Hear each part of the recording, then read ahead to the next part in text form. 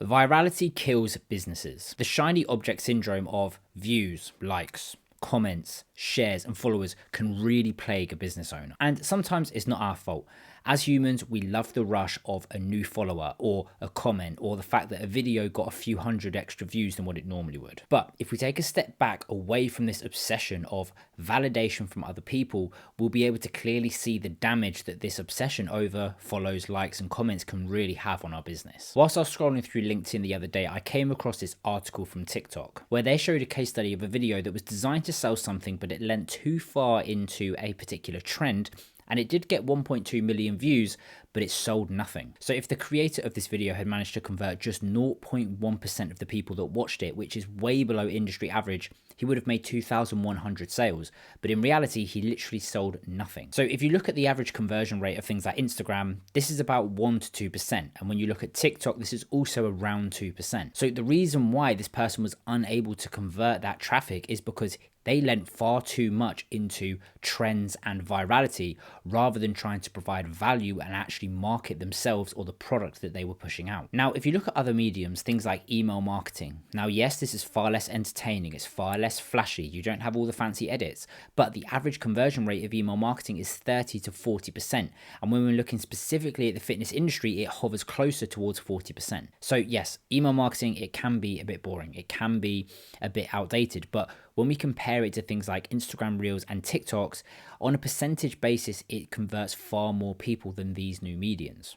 So what I'm not saying is one is better than the other. Do not focus on just one, they both serve different purposes. But in this video, I'm going to go through why just focusing on getting as many views or as many followers as you possibly can could be the downfall of your business. Okay, so here we are. So first we need to understand why virality is actually going to kill your business, okay? Because this might be a little bit dramatic. It's not going to kill your business, but purely focusing on it, that can be a massive, massive downfall. And I will go through why. So the first reason why virality could actually be killing your business is you have no control over the audience that actually watches your videos, okay? Sure, it can explode. You can get millions of views, but you have no idea where these people are. Now, most of the people that I speak to on this channel are hopefully gym owners. This is who my content is for. So hopefully the people that I'm addressing right now are gym owners. Now, of course, we're going to then have a physical location, meaning that we are bound by that physical location in terms of who we can actually attract as customers. So if you're in the UK, you might have a banging TikTok that gets millions of views, but if all of those views are over in America, then you're not going to be able to convert those people into customers. So this is something to consider. If you're an online coach and you can serve anyone in the world, then maybe this is a little bit of this is less of a factor. This is something that you probably won't have to worry about because you can serve anyone within reason, or location is not a restriction for you and your service, so this is less of a factor, but this is definitely something to keep in mind if you have a physical location, i.e. a gym, ideally the people that I'm speaking to in this video. Secondly, the algorithms are against you. TikTok in particular has recently become pay to play and organic growth has taken a hit. So if I pull up this was an article from Kahoot, TikTok shops 24 to 25 shift from free viral reach to pay to play. So this, TikTok was always known as the place where you could go viral, where organic reach was its best. No longer the case anymore, and this is something that we need to think about, okay? So understanding that these platforms are pay to play, that's the nature of the beast. I mean, it makes sense at the end of the day. These are businesses, so if they can get money out of you, they're going to.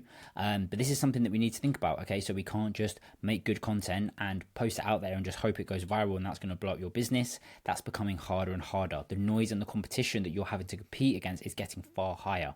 And like I say, it's just getting harder and harder to get out there through organic. Now, there are certain changes, particularly over on Instagram, where that's actually the opposite of the case and organic reach is really getting better. But this is definitely something to think about on TikTok. And, there are other factors that go into why virality may not serve you as much as you think. So chasing followers is a bit of a useless task. Now, maybe useless is a bit of it's the wrong word there, to be honest.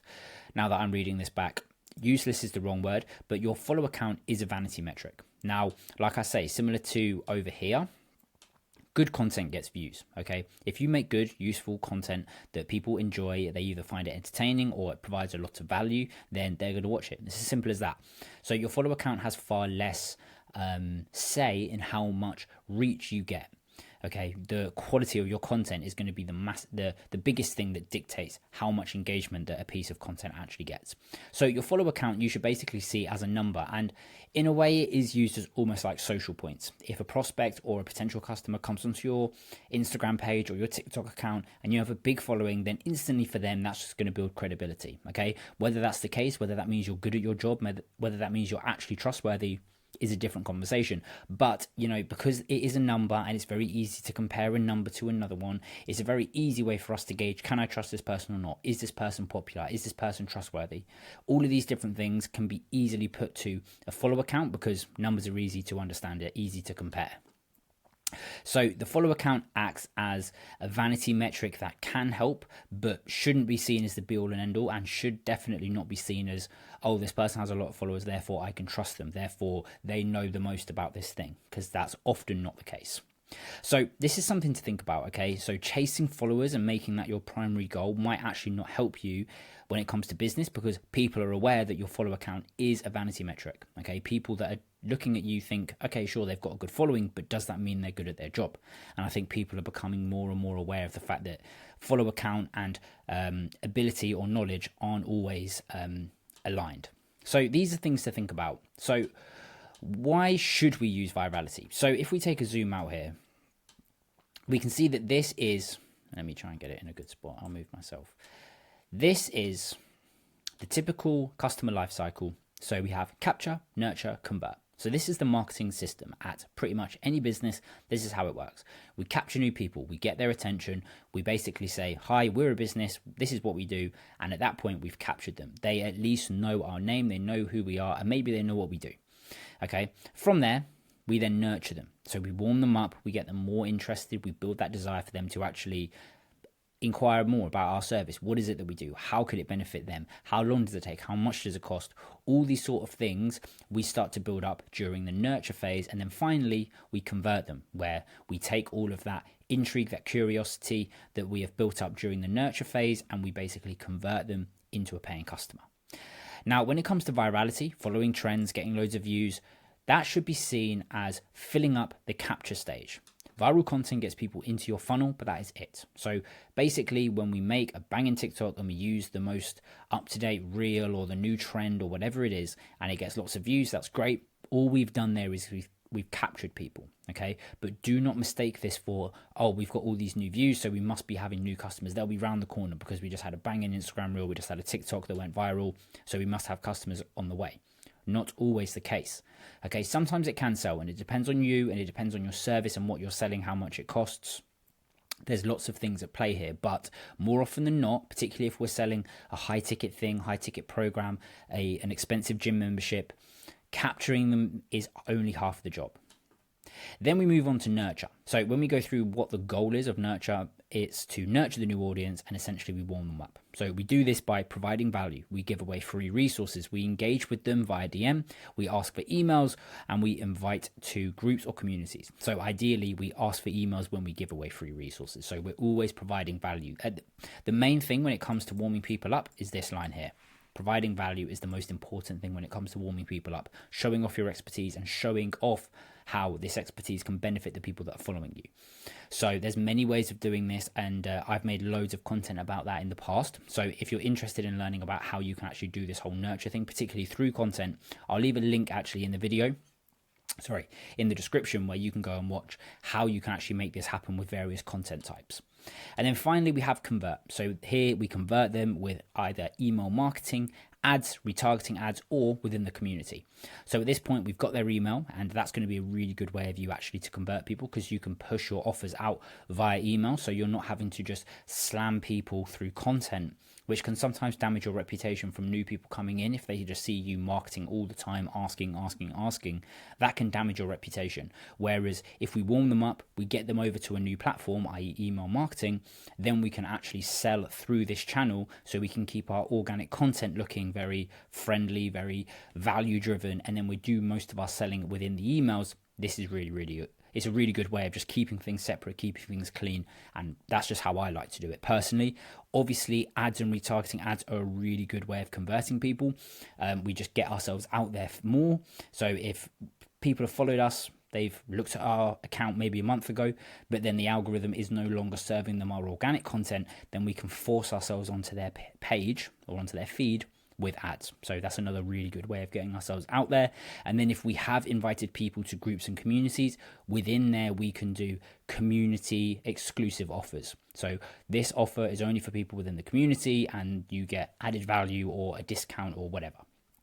Early access to a new program. There's so many different things that you can do within your community, but the beauty of it is the community, hopefully you've built a positive community where it's more of a friendship group, people are helping each other out, and it's a really positive atmosphere within your sort of digital community. And then if you can make your offer exclusive to that community, they then feel like they're getting discounts, they're getting benefits that other people don't, and that just makes them feel special, and it makes them take to your offers better, making it easier for you to sell them. So basically what I'm trying to say here is virality is only a very small part of the puzzle. So we obviously constantly need new people into this capture phase. Then we need to nurture them, and then we need to convert them. But virality only does a third of this. Virality only captures them.